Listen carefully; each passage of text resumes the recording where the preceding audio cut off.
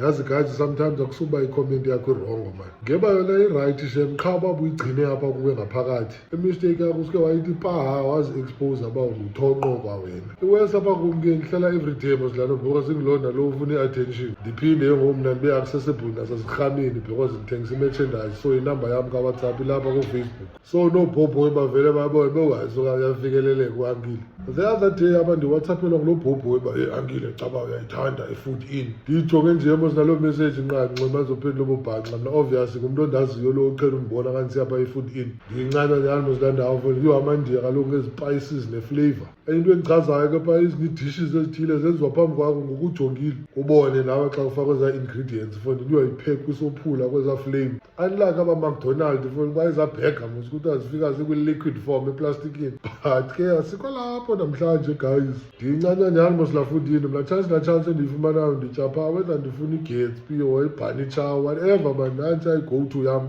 so xa undibona pha wena ugqiba ungathethi uzondiwhatsappela ucinga fana uzawuphendula ububhanxa mna hawu mnye right fucking there